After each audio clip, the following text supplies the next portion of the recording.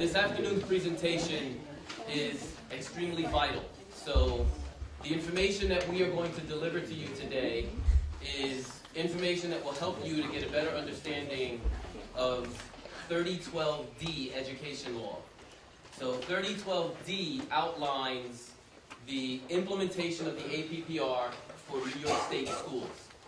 3012C is the law that we have been operating in under up until mid-September of this year. And we say mid-September of this year because the document that you are receiving was put together, the presentation that you're receiving was put together during and after the point which our document was uploaded to NYSED and approved by NYSED. Okay, so every school district is responsible for putting together a team to review, put together, and then supervise the implementation of ed law. For APPR certificate, for APPR purposes, that ed law is 3012D. Okay, this is an opportunity for us to go in and have some say in the parts of 3012D that are negotiable, and then have a better understanding of the parts that are not negotiable. So what you'll see today is that there are portions of 3012D that New York State Education Department has said are not negotiable. This is it. This is what you're going to do. And then there are portions that are negotiable. Negotiable between the district. Now naturally that district includes the teachers unit, the administrators unit, members of central office, particularly human resources, because human resources will be the determining factor in any appeals that come forth through the APPR. Also, every school had an opportunity for different unit members, both from the teachers unit as well as the administrative unit, to be trained on today's presentation. So for Mount Vernon High School, Ms. Amiro went to receive that training last week, which was conducted by Jeannie Casino, and I don't know, sorry, forgive me folks, but I don't know Jeannie's title in the union. She's the grievance chair, APPR chair. So last week, Wednesday was training for the teachers unit, Thursday was training for the administrative unit. So between Wednesday and Thursday, specific members, unit members in every building were trained so that you can see the collaboration that really took place between members of the teaching unit, members of the administrative unit, and members of the central office team. All right, so hopefully what you'll gain today is a better understanding of the New York State Ed Law 3012D. All right, so the 2012-2013 school year and subsequent years through 2018-19. The teacher of record is defined as those teachers who primarily and directly are responsible for a student's learning activities in that course. So, here's why that's relevant. We all know that there was a moratorium issued on prior APPR scores and ratings. Everybody knows that? Okay. If you didn't know that, there was a moratorium issued on prior and current APPR teacher ratings. What years? What year prior to what? And now? 2012, 2013. Oh. Yeah, that's a great question. 2012, 2013. Districts, however, still were expected to continue implementation of APPR as it relates to what was outlined in 3012C. Okay? So while the moratorium, by the way, wasn't issued September of 2012, if you all remember, all the fun we had implementing SLOs and creating baselines and all of the challenges that we encountered, the moratorium was issued well after. All right. However, there was a moratorium that was issued. What New York State outlined is that from 2012-2013 moving forward, a teacher of record is a person that is responsible for the students in their classroom. Okay? In layman's terms. Everybody got that? So, here are the positions that will not be held accountable for this particular portion of 3012D, okay, the APPR. So pre-K teachers are exempt from 3012D. School psychologists, social workers, and PPS providers. Subs, long-term or otherwise, are not covered. A licensed speech-language pathologist under Title VIII of Ed Law that is not certified, and guidance counselors are not covered by 3012D. That means everyone else that is in a classroom is covered by 3012D. Okay? And we'll talk a little bit about how this relates to Lori and Monica. We'll speak a little bit more offline as to how it relates to library media specialists, because there is a difference between the high school level and the earlier years. Okay, so we used to have 60-20-20. 60% of the score was the observation, 20% was the SLO, and 20% was the state-provided growth measure. Now it's 50-50. So 50% of a teacher's score is, or a teacher's rating, is identified by the observation process. Okay? We use Danielson, 2011 revised. And we don't foresee any change to that in the immediate future. There could certainly be, that is negotiable. We don't see a change to that taking place in the immediate future. That is certainly something that we can, and I say we very generally speaking, as a district can entertain. However, for the 16-17 school year and at least the next few years, we don't anticipate making a change from Danielson to another evaluation tool. And then 50% is from student performance. So that's very important that you note student performance, because there still will be SLO targets that are set, but the procedures will be very, very different. So we'll talk about what that procedure is going to look like very shortly. So the transition years are this year, 16-17, 17-18, and 19-20. All the way through, I'm sorry, that should say 18-19, not 19-20. So it's 16-17, 17-18, and 18-19. All right, so for the next 3 years, we will be implementing Ed Law 3012D. Kindergarten through 4th grade teachers, for their performance metric, the performance category, their 50% of their score is observation, 50% is performance. All kindergarten through 4th grade teachers are going to be linked to the grade 4 district-wide elementary science results.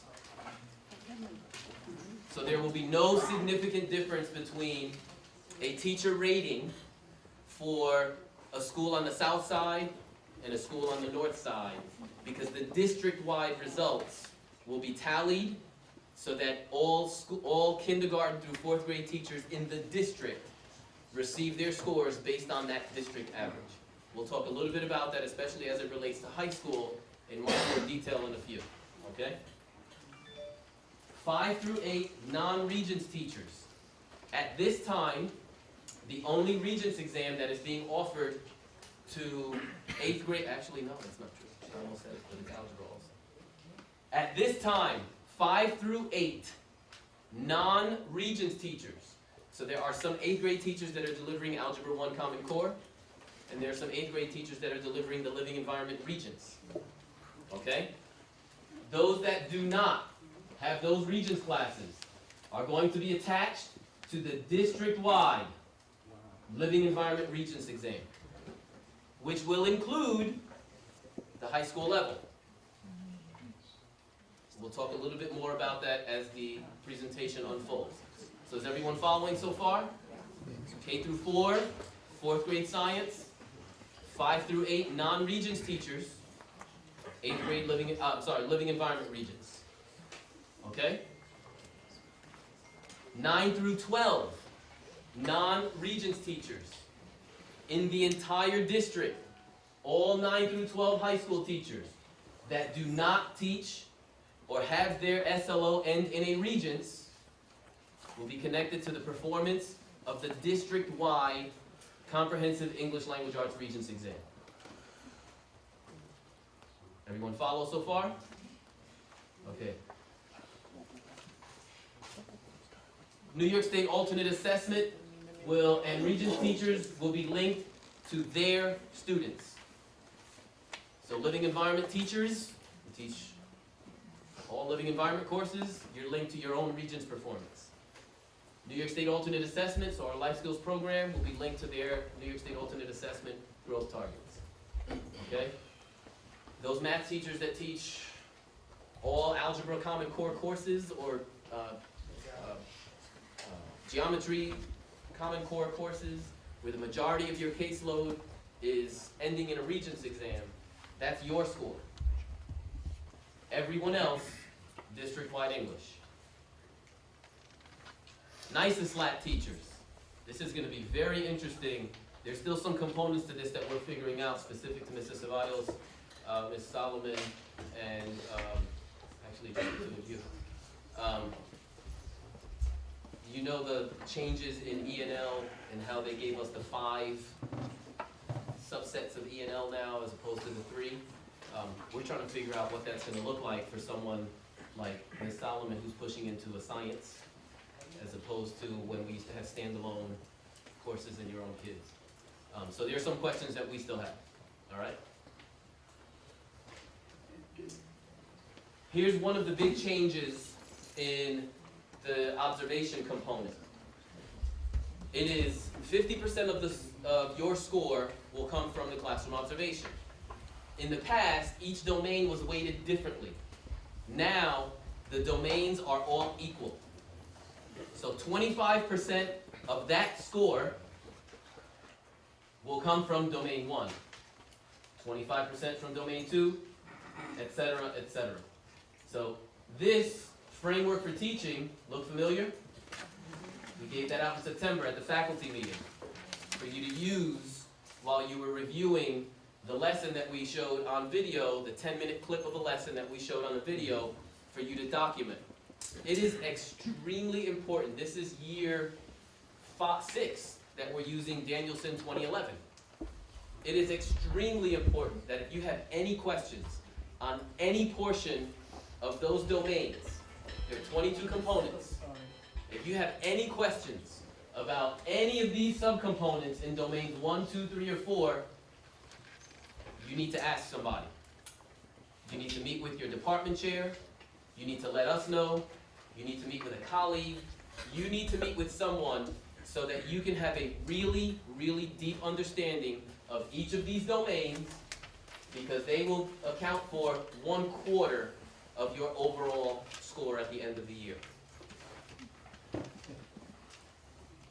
So, one of the things that was negotiable that the district team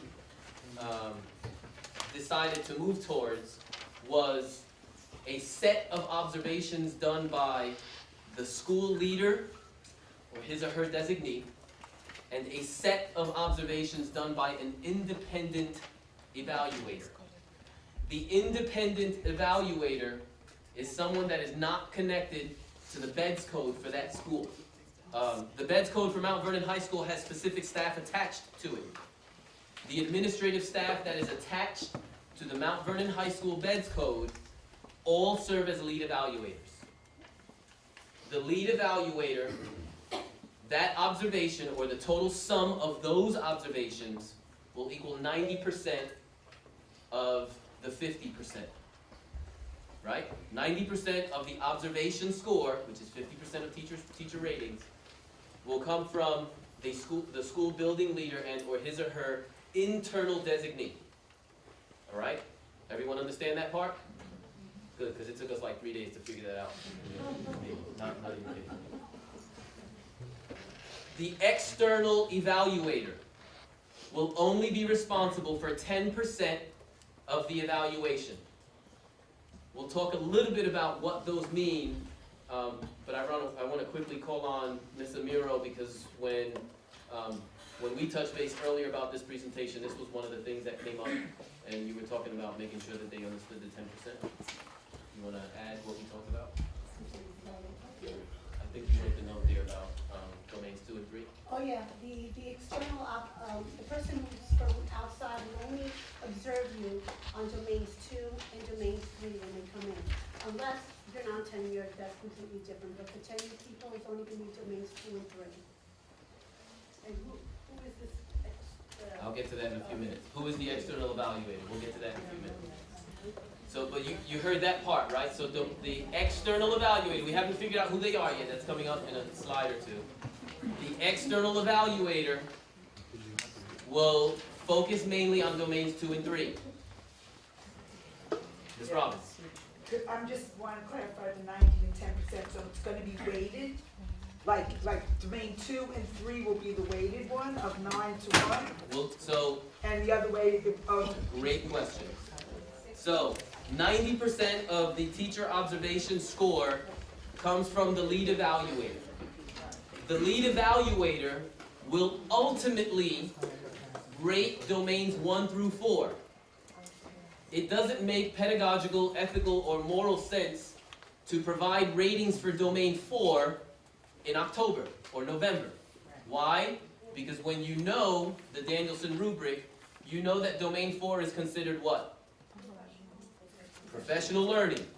So it is most prudent for those ratings to be completed at the end of the school year, where we have a snapshot of everything you've logged into on My Learning Plan to help of everything that you've done in terms of leading groups or PLC meetings or discussions with teacher teams throughout the year, so that we can gain an appropriate value for domain 4. So, to go back to your question, Marla, the 90% will be domains 1 through 4 by myself or my designee internal to this building, which you will get at the end of the year, which will include domains 1 through 4. The independent evaluator, which is coming in to do domains 2 and 3, there is an algorithm that's built into EdVista that will calculate only components 2 and 3, so that you can get the appropriate feedback as it relates to classroom instruction and knowing your students, which are domains 2 and 3, so that you can stay informed, right, through the process. But your ultimate rating for domains 1 through 4 will come at the end of the year. And when we sat there and we did this on paper to see what the 10% meant and what the 90% meant, the outside evaluator literally just added like 2 extra points. The majority came from internal. It really didn't do anything. It didn't bring you down, it didn't bring you up, it kept you the same.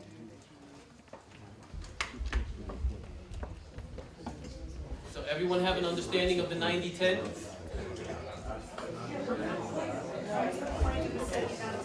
So, here's what I need, because we anticipated this was not an easy process to get through, okay? So the 90-10, why the 90-10? So the 90-10 was one of the places that was negotiable, and those members from your unit that represent you in that room felt comfortable selecting 90-10. Those members from our unit, which includes me, the administrators group, and central office, all felt comfortable with the 90-10. Similar to the way everyone will be tied to the English Regents results, everyone has a little skin in the game for literacy now. Same goes for teacher observations and classroom observations. So not just are the building level administrators going to be accountable to helping improve and sustain good pedagogy, but every administrative member in our district will have some accountability to supporting instructional practice. Okay, so philosophically, that's the response I can give you. It seemed like the best alternative among the options that were offered for the Mount Vernon City School District. All right, we'll talk a little bit more about the real impact, and I'll lean on you math folks, because there are a lot of math people on this team, and it took us days to figure some of this stuff out. All right, so who are the building administrators? Building administrators are the principal and his or her designee, anyone that is connected to that table of organization on the New York State Beds Code. Okay? Any independent or impartial independent evaluator can be any one of the members on the right-hand side. So, the superintendent, the deputy superintendent, assistant superintendents, associate superintendents, directors and assistant directors, standards administrators, supervisors of students with disabilities, department administrators, building administrators. For example, I may be called upon to conduct the independent evaluation of a teacher from another school, a classroom from another school. So even the building level administrators can serve as independent administrators. Got that? Everybody good? So, the big question for a school like Mount Vernon High School, at least for me, was where does Ms. Mishiev fall into this category? So Ina Mishiev is our supervisor for special education, for students with disabilities. She is attached to our building for services, but she is not attached to our building for New York State reporting. Therefore, she is an independent evaluator for Mount Vernon High School. Everybody got that? Okay. Dr. Brand is the humanities chair. He can go in to observe any classroom in this building. If he goes in to observe a science classroom, does he become the independent evaluator for science? No. You guys are paying attention. Because he's attached to this bed scope. So any administrator within a building can serve or will serve as the lead evaluator. Now, if we send Dr. Brand to Nellie Thornton High School to observe an English classroom at Nellie Thornton High School, his observation of that room will be the independent evaluator. Okay? So, one of the things that has not changed is the number of evaluations for, or observations for tenured versus untenured teachers. Anita, you want to say a little bit about that, and then I'll jump in on the piece I was going to say. Well, the tenured teachers, you get one observation internally done by an assistant principal, department chair. Okay, and remember that, that's gonna be 90%. The unannounced is gonna be by someone externally in domains 2 and 3, and that's gonna be 10% of your observation. Okay?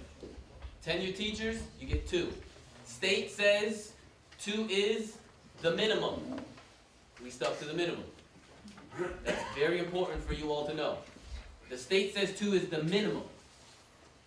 And that was something that was negotiable. We stuck to the minimum. Okay? Untenured teachers, the minimum is 4 observations. We stuck to the minimum. 2 of those observations will be announced. 2 of those observations will be unannounced.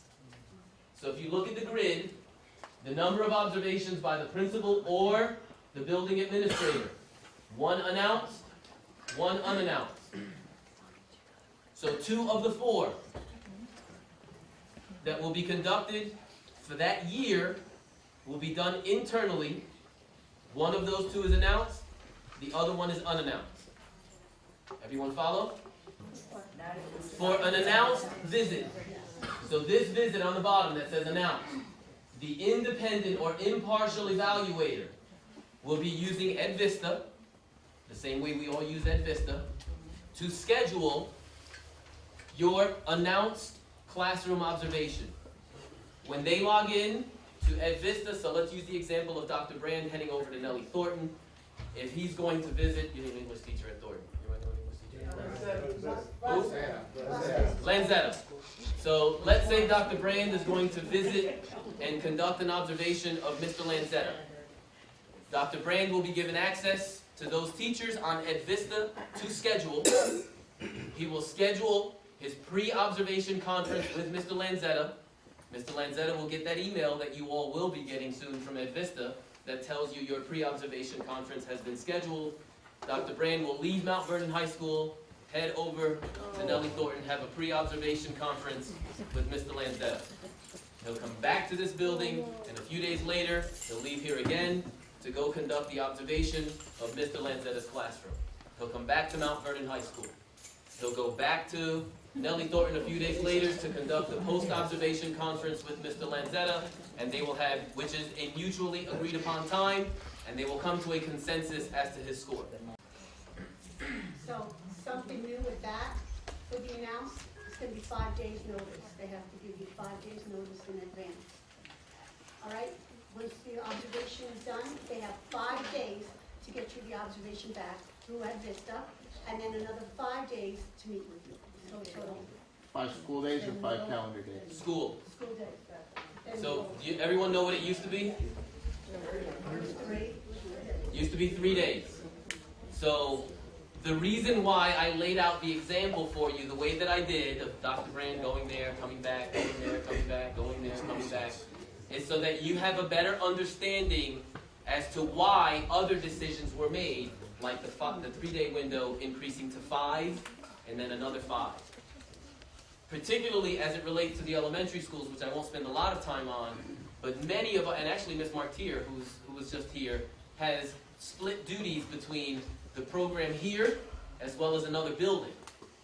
So when you have a part-time AP, it is a scheduling nightmare to have that person conduct all of that business, which is extremely important information to be given back to the teacher, in 3 business days. Because they may not come back to the building for 3 business days because of the way the schedule is created. So there are a lot of twists and turns and ebbs and flows to this that we just need everyone to understand and feel comfortable that the very best solutions that we could come up with are those that were made in that within that committee. Okay, the negotiated ranges is, in order to receive a highly effective, it's between 3.5 and 4, effective 2.5 and 3.49, developing 1.5 and 2.49, and ineffective 0 to 1.49. All right? So everyone have an understanding of that? So for the observation process, these are the scores. Okay, so now let's have some fun. We've only been talking about the observation process. Now let's talk about student performance categories. So the student performance category is how well our students are performing on assessments. All right? So the reason why I told you not to lose the language of SLOs that you've learned over the past few years is because some of that language still relates to 3012D proceedings and 3012D implementation. Okay? So, you've already heard that the link for K4 teachers is the 4th grade science. The link for 5 through 8 non-Regents teachers. So Ms. Hall, the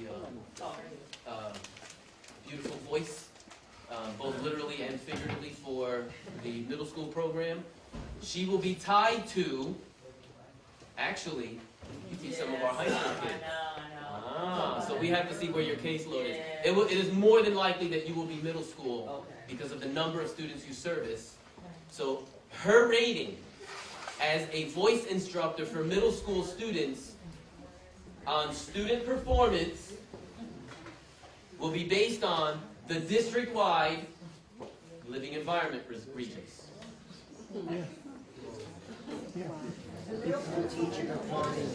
Okay? Once we get through how each category is linked, I'll give you a little bit of insight as to why these assessments were selected. 9 through 12, non-Regents teachers. So Mr. Malisay, Ms. Nemeth, Mr. Pritchett, and everyone else, all my Spanish teachers, your student performance rating will be based on the comprehensive English language arts Regents exam. So, Mr. Becker.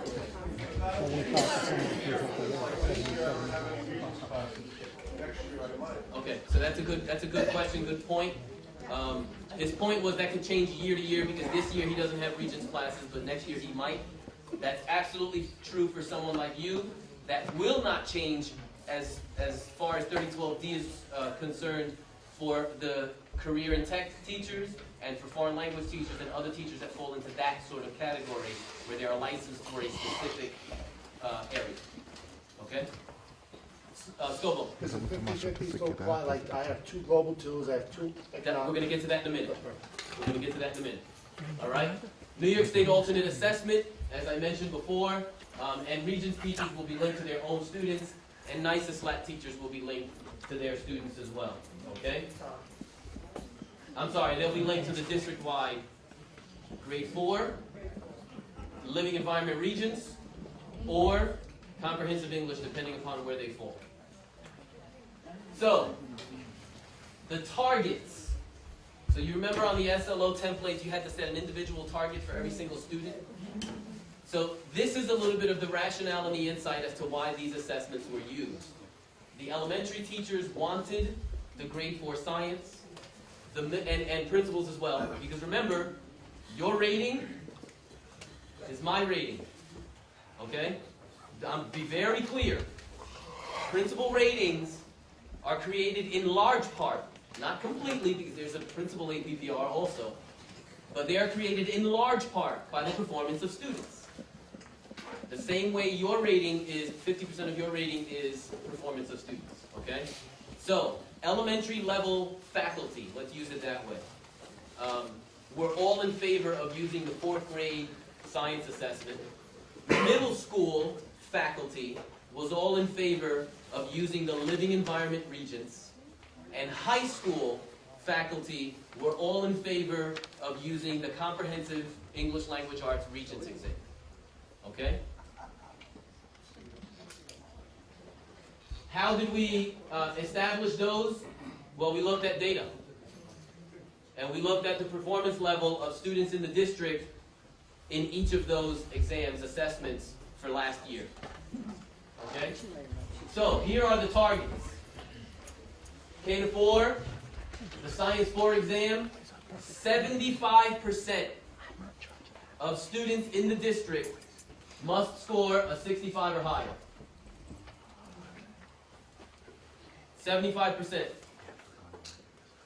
75% of 5 through 8 non-Regents teachers, 75 for 5 through 8 non-Regents teachers, for those teachers that do not teach Regents in grades 5 through 8, 75% of the students must score a 52 or higher on the living environment Regents, and 9 through 12 non-Regents, 75% of the students must score a 57 or higher across the district. These scores are district-wide.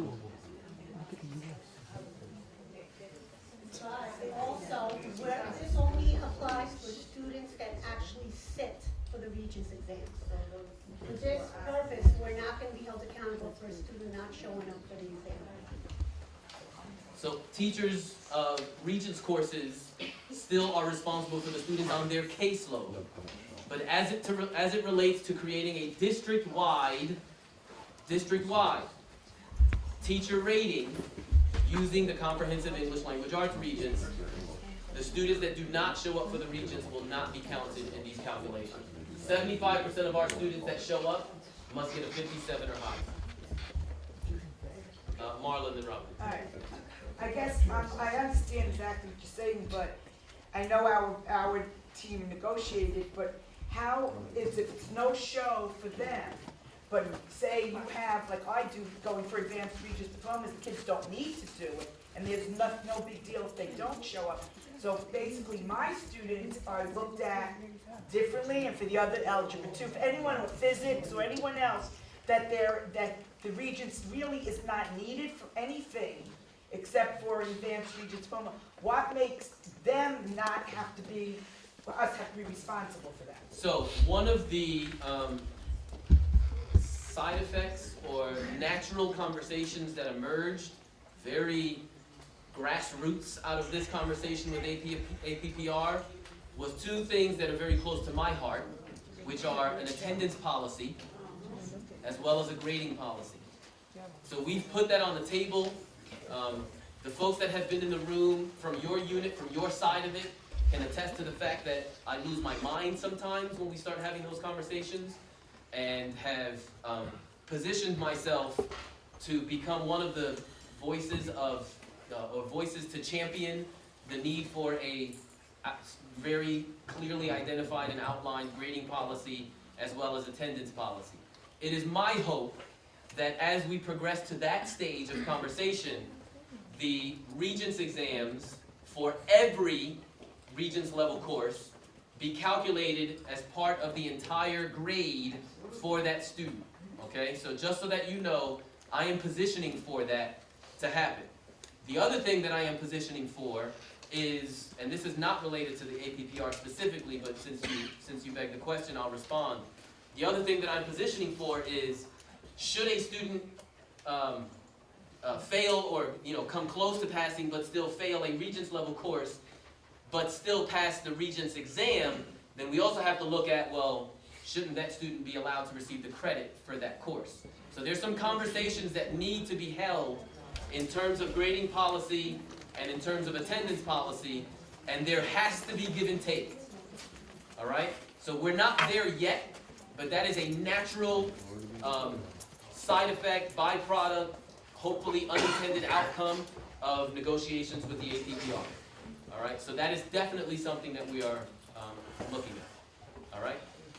Okay.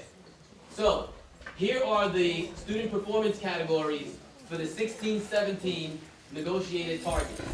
So when we start to discuss where your targets will be in terms of accountability, these are the scores that students must perform at in order to receive favorable ratings.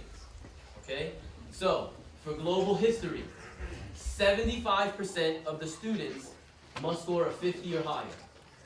U.S. history, 75% of the students must score 60, and so forth and so on down the line. Now, here's what you'll notice. These are all still failing scores. So,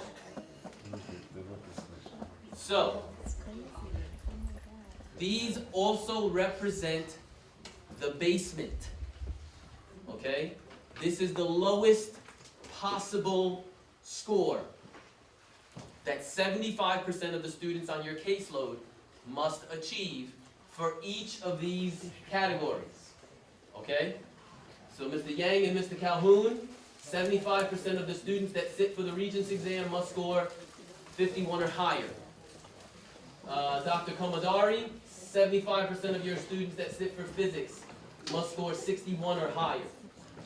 Those teachers that have 51% of their caseload or more in Algebra 1, 75% of those students must score 51 or higher. Columns 17, 18, and 18, 19 are projected increases to be negotiated. Okay? So everyone understand this slide? This is the basement. 75%, I'm sorry? All students. All students. All students. Students with disabilities all need Regents diplomas now. Yeah. So, Mr. Vasquez, I think I saw a hand up in the What does caseload mean? Is that So caseload, what does caseload mean? That's a good question. So a caseload is the total number of students that you teach. You are the teacher of record, I think it was the second slide. You are the teacher of record for the students that are seated in front of you on a daily basis. So yours is going to be earth science, Chris. I understand. So now how I'm rated I'll do district-wide. this with Hang on. I'm Let me hear rated his question. district-wide, right? But how's my caseload factor into my APPR? Great question. You're not rated district-wide Okay. because you are attached to the earth science Regents exam. Okay. Do I get double the points for the IEP students that I pass? That's a great question. No. Or No. you get So folks, Sorry, they will work double the points in New York City. so his questions are all New York City-based questions. Because when I was a principal in New York City, we used to call them the Big Five. We had students that would give us 5 extra points. Special ed, children of color, E&L, like, there were kids that we would identify specifically, and we would get additional points for them. That is called, hang on folks, let me bring you together. That's called a value-added model. We're not using value-added. That's a great question though. Leslie. How does this work with ICT teachers? You mentioned a primary teacher. How would be the secondary teacher in an ICT class? How does that work? Give me 2 slides, and I'm going to get to it. Okay? Okay, actually, let me just answer it now. So the question was, how does this relate to ICT teachers? ICT and E&L. You're all in a collaborative setting. You are the teacher of record for the students that you see on a daily basis. Gen Ed and Special Ed. Gen Ed, or English speakers, and non-English speakers.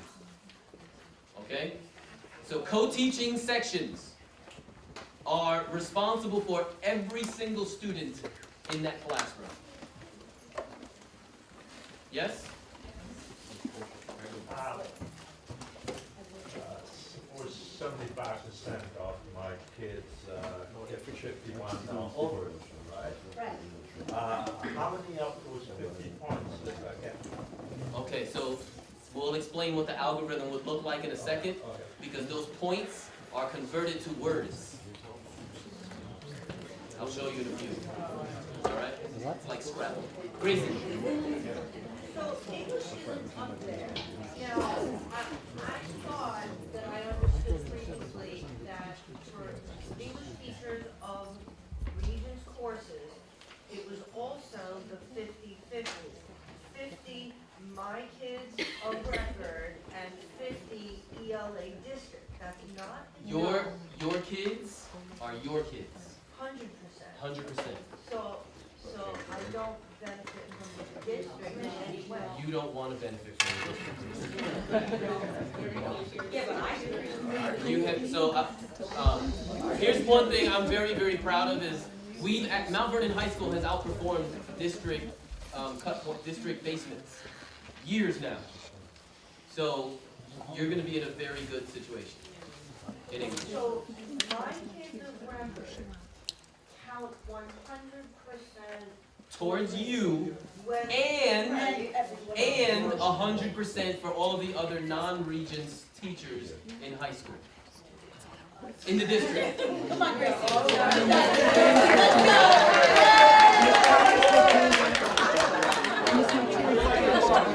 Later on, you'll tell everyone not to take your coffee. Mr. Precious. All right, so let me take this opportunity to address that just on a different level really quickly. So, look, one of the reasons why everyone at the high school level that's associated with this committee, selected the English Regents is because we know the performance of our students has been well on that exam. Similar for K-4 and 5 through 8, right?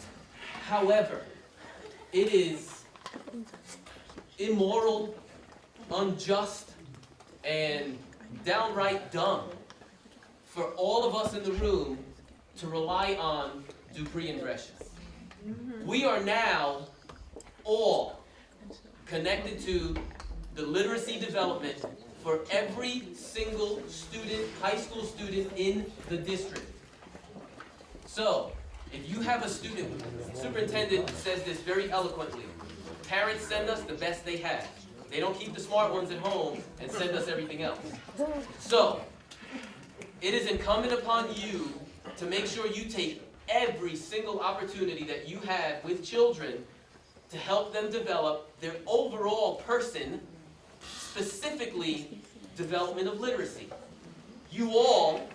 We all now have some skin in the game for making sure our students are more literate as it relates to performance on comprehensive English language arts than in the past. Okay? So this is a unique opportunity. You'll notice that in the memos, I have a section now dedicated to literacy.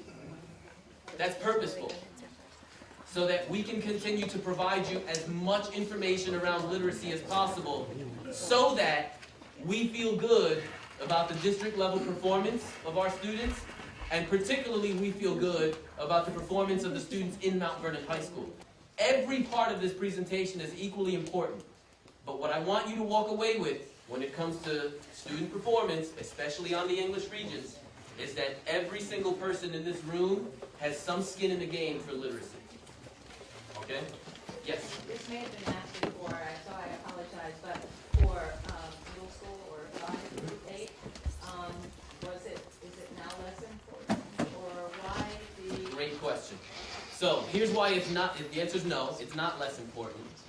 The 5 through 8 faculty selected the Living Environment Regents exam because that is the exam for grades 5 through 8 that showed the best outcomes on assessments for those teachers. Okay? Now if you look at all of the assessments that have been created over the last few years, there are large portions of reading comprehension and writing stamina that you need to pass these exams. So it doesn't make it any less important. In fact, going K through 12, development of literacy is extremely important in every grade at every turn, not more than any of the others, but we can show you samples of math assessments that used to be all numbers and now are all words. So you get an E&L student who came from another country who is years ago, because math was once a universal language, was scoring at very high rates. Now has all these words they don't know how to translate and have to figure out where the hell are all the numbers in this problem. And then do the math. So that's the reason why. It's not less important, but 5 through 8 teachers, when we looked at the data, that was the reason why that was. 5 through 8 could have chosen the English 3 region. Yes. The 5th grade teachers and the 6th grade teachers had a tough time accepting an exam in high school. They all chose to go with the living environment because they felt that was the subject. That's because the Common Core. That's a great point. Correct. Core exam was a beast the last 3 years. Yeah, so they chose the living, they could have gone with the English, but they chose to go. That's a good point. Mr. Israel and then. We ever find out what is happening for like inclusion classes with split rosters? How that's going to work? Inclusion classes, both teachers are attached to all students. You should. What if the rosters aren't set up that way? That is trouble. Both teachers are attached to all students. That is trouble. It has to be Yeah. set up that way. Yeah, so we'll need to talk about that later. So hang on. So there's a difference between separate on eSchool for attendance and separate for APPR. So the students that you are in a classroom with, you are the teacher of record for those students. We'll talk about that specifically with the two of you I know. I started by saying there's still some questions we don't have answered for E&L, but we'll get to that shortly. I want to make sure we get through the whole presentation. Mr. Briggs? If 57 is the target, That's the basement, it's not the target. 100 is the target. okay, right. Okay? Is that also my person as the E3 teacher? Okay, and is it 55 for special ed? No. Or it's still 27? 60, it's that number is the number for 100% of the students in your class. 75% of the students have to achieve that number. But they have to get a 55 or have to. Right. Right, that's why I was So wondering. let me also be very clear. Some of the questions you all have, principals, we're losing our minds also. Okay? So we could very easily get highly effective scores based on this model for performance on ELA and still be rated not meeting AYP by the state education department in English because the algorithm is different. So we are all losing our minds on some of this stuff. All right, so I just want to be very clear with you all that the anxieties that some of you all may feel, it's not landing on deaf ears. We have some anxieties around a few things ourselves. I just want to put that out there so that you guys really understand that the information that's put forth on this slide is the best possible, what's the word I'm looking for? Conglomeration? What's the word I'm looking for? I want to make up a new word. Mush it all together is the best possible thing we could come up with.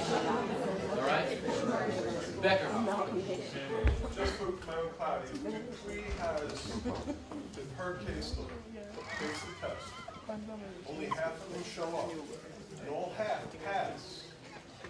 That is great for everyone but me. Correct. Correct. Rojas. I'm sorry to interrupt you, but a lot of special education teachers have it. So if you're a special education teacher, a self-contained special education teacher, and you have a Regents class, there's no protection built in to help. You're in trouble. Yeah, so I'm designed to help. Well, it's at 51% of the population. So here's the question. If it is, so let's say, Ms. Rojas' question was that as a self-contained English 3 teacher, she is attached to her own students' performance only, right? The second, and that's so that the answer is yes. You're only attached to the students you teach for Regents courses. The next question was, well, is that 50%, 51% or more of her overall caseload? If it is, yes. Your rating comes from, your 50% student performance rating will come from those students you teach. If it's less than 50%, then it's not, you'll be tied to district level results. All right, so what Mr. Becker, it would be a combination of both. What Mr. Becker alluded to earlier, in that if he were given Regents courses this year and not given Regents courses next year, that could change. That is definitely something that we would be looking at. All right, let's get to the next one. So here are the other performance targets for each of the assessments. So the NICES K through 12, these are the targets that need to be met. So let's look at 9, it's a 214, 10, 236, 11, 265, and 12, 251. This is based on historical data. New York State alternate assessment, this is something that was added, was growth from level 3 to mid-level 3, or from mid-level 3 to high-level 3. It used to be levels, so from level 3 to level 4, from level 2 to level 3. Now, there is incremental growth that is acceptable. So, I mentioned earlier that the SLO rules still apply. This is a lot of what we've been discussing and talking about. If 51% of the students that you service are in a Regents course, that is your student performance metric. The example we just used with Ms. Rojas. If 51% of your students are not in your own Regents course, and we're all 9 through 12 in here, with the exception of the middle school folks, the 9 through 12 people are connected to English Regents. Okay? District-wide. District-wide English Regents. So we are also relying on Nellie Thornton and Nelson Mandel. So, here's for K4 teachers. I won't spend a lot of time on K4 except to use this as an example, because this is where I said, Raghu, that numbers are going to turn into words. Okay? So, if 75% of the students in the district meet the elementary science target, then all K-4 teachers will receive a student performance of 15. Why? Because 75 to 79% is a score of 15. So every K-4 teacher would then be rated effective for student performance growth. Student performance portion. Follow? Why is the lower end not higher? Give me. I can't follow. No, I can't say it. This says between 75 to 79 is effective. Okay. So E starts in the green and H is in the red. Okay? So if we get 80%, you get 16. They get it correct. Okay. And remember the score is 65 on the science form. Right. So I was going to leave out the scores until we get to the real relevant meat for us. 5 through 8, the Regents' living environment Regents is the one connected to all non-Regents teachers. So non-Regents teachers, if 66% of the students district-wide meet the living environment target, then their score is 60 to 66%, 13. Okay? So they would receive a score of 13. You see how I said, if you go back to the other chart, which I'll send to you all, 75% of the students have to meet the target. So if 75% of the students would have met the target, they would have gotten a score of 15. But because in this example, only 66% of the students met the target, then that score is a 13. of development. I feel that as a building principal, one of the things this 3012D gives us is it gives us an opportunity to start doing data dives around what specifically are the students missing in order to get to that next level. All right? Okay, K6 art teacher, this is really hairy. So, a K6 art teacher has K4 students. What do we say about K4? They're tied to 4th grade science. But a K6 art teacher also has grades 5 and 6, and those teachers are tied to the living environment regions. So they're pulling from 2 sources, okay? So their score would pull from 2 sources. So for argument's sake, this teacher has 200 students total. 60% of the 60 students, or 30%, are from K4, which means 30% of the score would come from where? 4th grade science. And 70% of the students are 5th and 6th grade, which means they would come from living environment regions district-wide. So 30% of their score, if they got a 15, 30% of 15 is 4.5.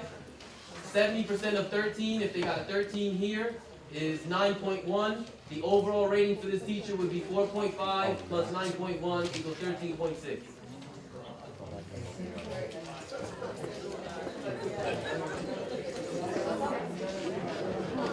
Look at all the math teachers like, yeah. Hang on. That's right. And you thought you were going to use math as adults. Question, yes.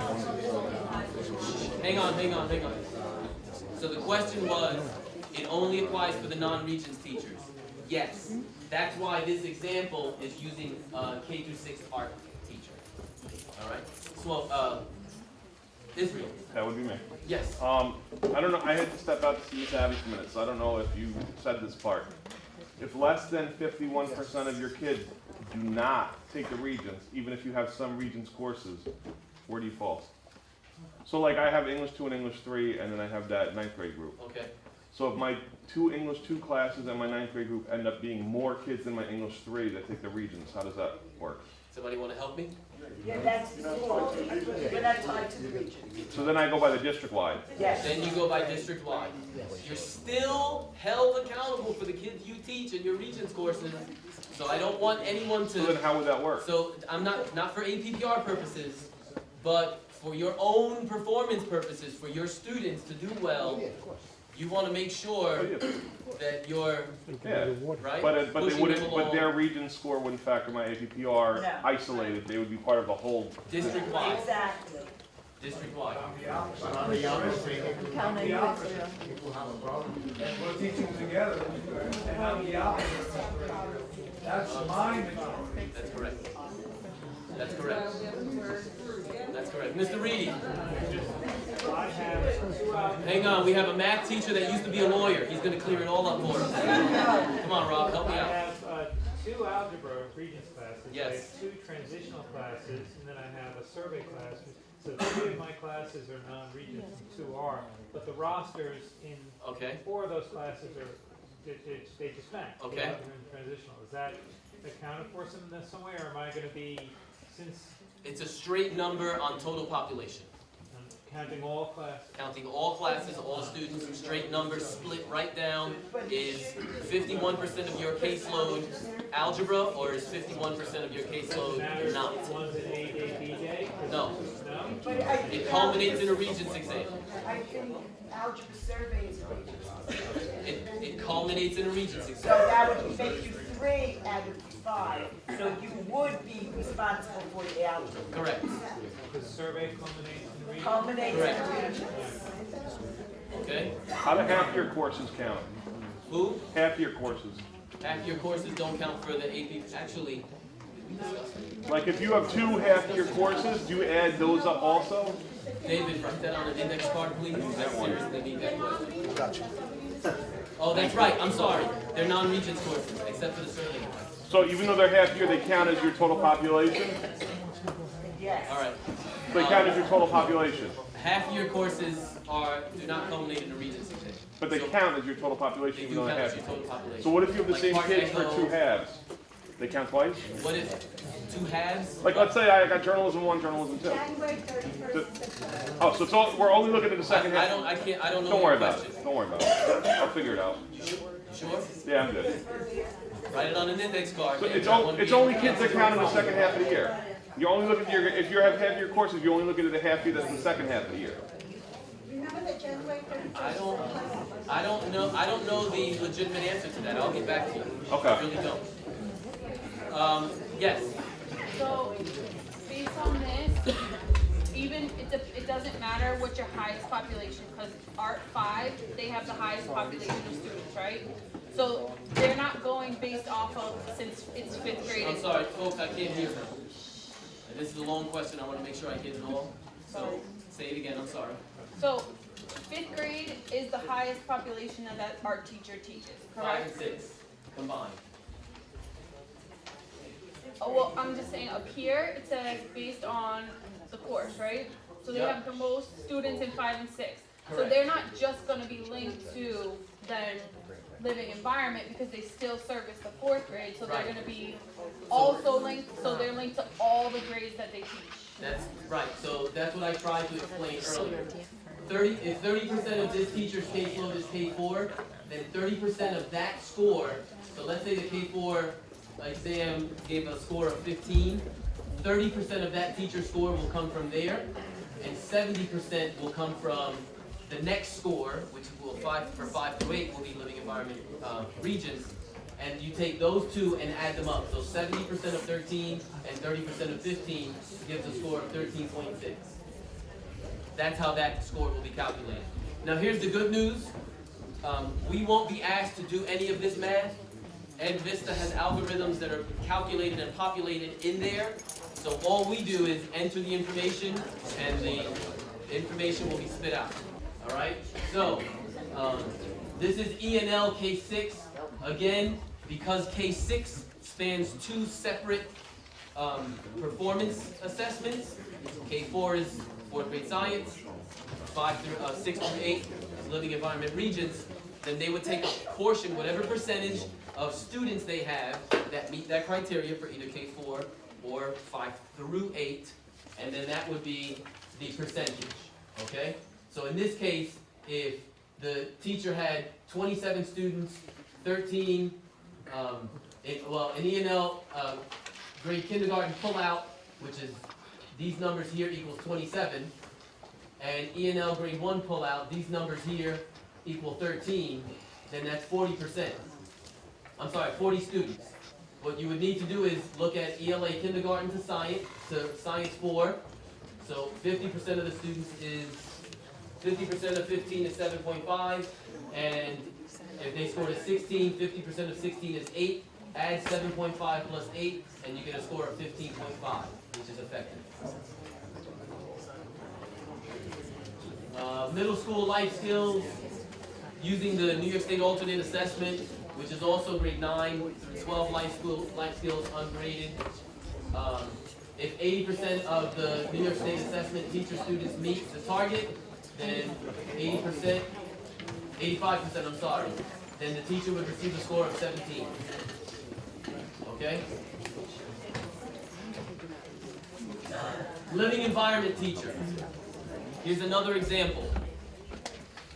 So, living environment teacher's SLO is based on the course living environment. So, let's say 100 students are in that course, or in those courses combined.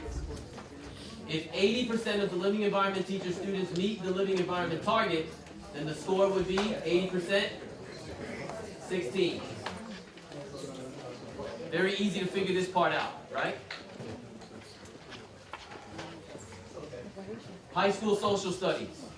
So, if a teacher has 3 sections of Global 1, which is 90 students, and 2 sections of Global 2, which is 60 students, where is that teacher's score going to come from? Global 1, which means what? English region. District-wide English region, that's right. So, if 88% of the students, district-wide, meet the English target, 88% is down here, that teacher would receive a score of 17. High school math. if 50%, high school math teachers' SLO is based on the math course Algebra 1. Let's say they have 50 students.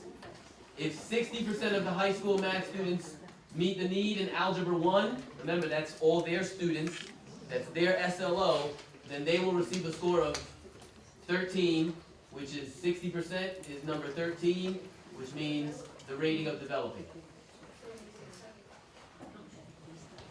Got it? CTE teachers, what did we talk about earlier? You're connected to? District-wide English. If the district-wide English performance is 88, then all teachers that are connected to that, including CTE, will receive a score of 17 or effective. Foreign language, where are you connected to? English. Okay, so if 88% of the students meet the target, score of 17, you are rated effective. So here is the overall rating. This was not negotiable. This is where numbers turn into words. So there will be no more 57 out of blah, blah, blah for your overall rating. The way the district, the way the state has laid this out, these are the HEDI ratings going across, HEDI ratings going down, and you can see where you would land. So let's take a look at an example. An overall rating. If a teacher receives effective in their observation category and receives effective on the performance category, effective and effective meet right there. The teacher's rated effective.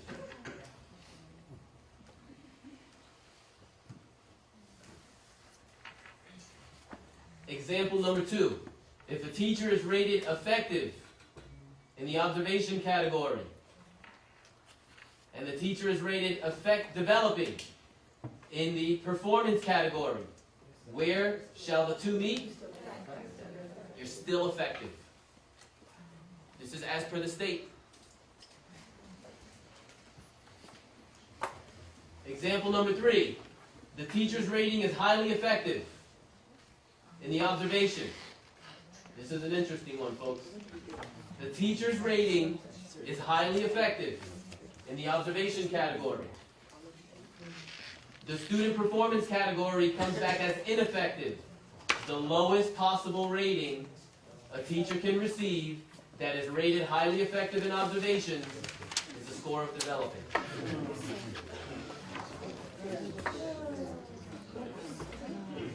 Everyone got that?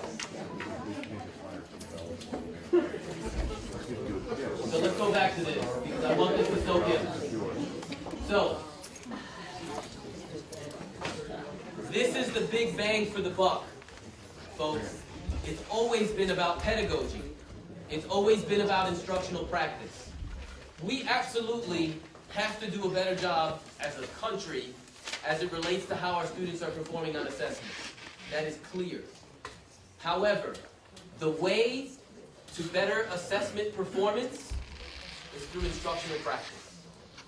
So if you are a teacher that has been through and conducted professional development and participate actively in all of the PLC sessions that we have going on and are honing your skills outside of that classroom, particularly around Domain 1, so that when you get into that classroom, Domains 2 and 3 are really powerful, 2 things will happen. 1, the observation score of highly effective will mitigate even an ineffective growth target for student performance. And 2, if those things are really in place and there's highly effective lessons going on, then we're probably looking at worst case scenario, student performance category of developing with effective practice or even highly effective practice would land in this range. Okay? Now the other parts to 3012D are teacher improvement plans. So one of the changes for teacher improvement plans is only a date. Alright, so teachers that receive a rating of developing or ineffective must be issued a teacher improvement plan by October 1st. Alright? Is that in the league? I'm sorry? Is sending the lead? Who's late? Tips were already distributed here. Mount Vernon High School. The superintendent. Go ahead, Marla, keep going, okay? I know where you live, okay? The superintendent has the authority Okay, that's twice now. to issue a teacher improvement plan. Okay? Tenure under 3012D. So for administrators and teachers has shifted. So if the probationary period began prior to July 1st, 2015, it's here. We're going to skip that because almost everyone in this room that is untenured began on July 1st, 2015 or thereafter. Almost everyone. So it is now mandatory. 4 years, administrators, teachers without prior tenure, 3 years, teacher with prior tenure, teacher with up to 2 years of regular substitute service is 2 years. This is a big change, so there is an additional year added on to securing tenure. But that's not all. A teacher seeking tenure must be rated effective or highly effective for 3 out of 4 years. They don't need to be consecutive. Except in the case if there's an ineffective rating the first year. Then it becomes consecutive, right? Because it's 3 out of 4 years. Here's the other component. A teacher rated ineffective in the 4th year cannot receive tenure at that time. A Board of Ed may, within their own jurisdiction, offer an extension of tenure at that time. All right? The law does not prohibit additional years of probation. Those of you that are up for tenure within this school year, 2016-17, I'll be meeting with you. I've already started meeting with some of you. I'll be meeting with you individually so that we can make sure that we are of a clear understanding in terms of what the process is going to look like for the rest of the school year for you, and what the process will look like, what the expectations are from our end, and how we can support you to ensure that you're in the best possible position to defend your tenure.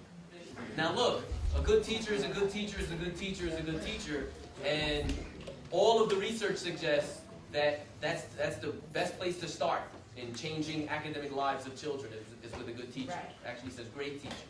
So, I know that you all have been put in challenging situations, but that's really because of the wherewithal that you all have had in terms of helping students meet their performance targets and pushing them towards graduation. We haven't had the success that we've had the last 6 years under my leadership here because I go in and teach. We've had tremendous success because of the organizational shifts that I have made to help put you all in the best positions to teach. So I'm very, very aware of that. And we'll make sure that we continue to make those adjustments as needed. I appreciate the question. There are issues that we face within our district, and now you get me on a soapbox, Pat, but we go through this every year. We face issues and we overcome challenges that, generally speaking, a lot of large comprehensive high schools in inner cities may face, but certainly don't face. We have a larger attrition percentage rate than the entire state. So generally speaking, attrition, students moving in and out of district, is 12%. Our attrition rate at times is 18-22%. The average across New York State, including Long Island all the way upstate, is 12%. We have 28% of our students in this building are students with disabilities.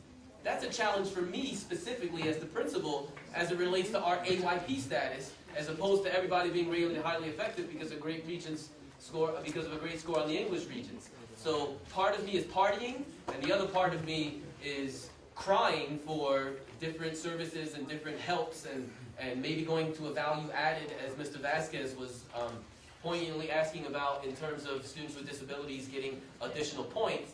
But I'm not the curtain behind. I'm not the wizard behind the curtain yet. All right.